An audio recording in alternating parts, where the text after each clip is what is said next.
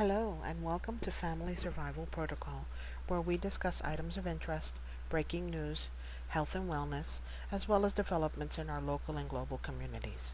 I'm Desert Rose, and today I will be discussing our Earthwatch report. We're going to be starting with earthquakes. We have quite a few 5-pointers as well as 4-pointers, not to mention twin and triplet quakes in the same areas today. The list goes as follows in order of magnitude, all those occurring in the same area placed together for expediency.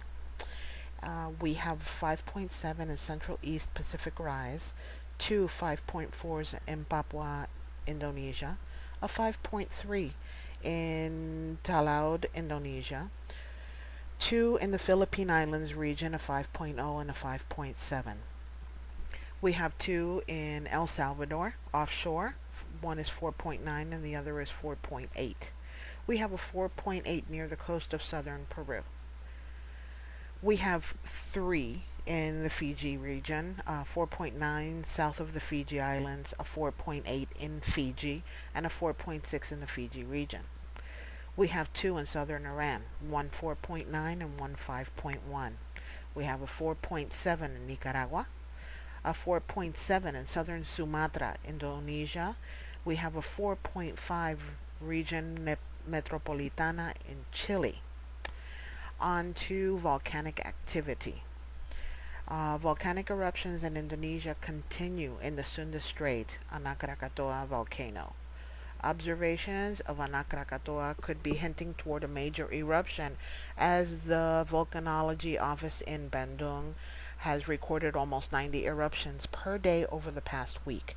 In addition, Nur Huda added that the volcano has been observed spewing red hot lava up almost 1,000 feet above its peak in recent days. A major eruption of the tiny island volcano would be the first one for Indonesia since the eruption of Mount Merapi in October 2010. The Indonesian government sounded the alarm regarding Mount Merapi and warned villagers in threatened areas to move to safe areas. The evacuation orders affected at least 19,000 people, but by the time volcanic activity had subsided, over 350,000 people were displaced. The eruptions would eventually claim the lives of 353 people, with a number of victims succumbing to severe burns and some bodies being found on the volcano's slopes. The mountain continued to erupt until November 2010, and on December 3rd, the official alert status was reduced to level 3 from level 4, the highest possible level. After the eruptions at Mount Merapi subsided, officials declared them the worst the country had seen since the 1870s. In addition to death, damage, and displacement, the volcanic activity also disrupted air travel, grounding flights from Indonesia and Australia for over a month. Now we're going to move on to forest and wildfires. In the U.S., we have in the state of Washington and White Salmon, two wildfires near White Salmon, Washington, have now burned at least 1,500 acres, and residents in more than 30 homes were ordered to evacuate. Another 400 homes have been told to be ready to leave, as the fire is more than crews on the scene can handle. An evacuation center was opened at the White Salmon Fire Hall. The Red Cross was on scene to care for people chased from their homes by the fire. The fires broke out Wednesday, and firefighters said they were not able to make any progress overnight. The largest fire is closer to White Salmon, with the smaller fire near the small town of Hussam to the north. Calls for Klickitat County 911 around 1:40 p.m. Wednesday alerted crews to four fires burning alongside Highway 141, 5 miles to the northwest of the southwest Washington town of White Salmon. Two of the fires were doused by firefighters, but the other two got into timber and took off. Governor Christine Gregoire issued an emergency order so that firefighting crews could be called in from around the state. At least 120 firefighters were already on the scene, with helicopters and planes dropping water from above. Highway 141 was closed for a time Wednesday, but Washington State Patrol officers said one-lane Highway 1 would be open all night, with pilot cars taking traffic through the fire area between milepost 5 and 7. There have been no reports of structures destroyed and no reports of injuries. Moving on to storms.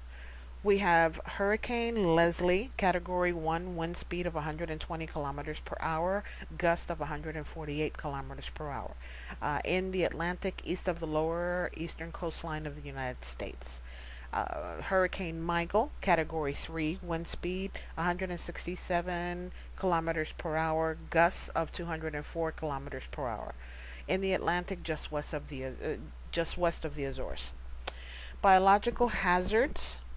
In Vietnam, multi provinces, the province of Haiphong, Hai Tinh, Ninh Binh, Nam Dinh, Bac Can, Tan Hoao, and Quang Ngai. Bird flu has hit many provinces and cities and is spreading far and wide. According to the Ministry of Health, as of August 23rd, 4 cases of AH5N1 infection had been recorded, with 2 deaths in Vietnam. Health workers said that the epidemic will become more complicated, especially in the northern and central regions, when it reaches its peak in the next 2 months.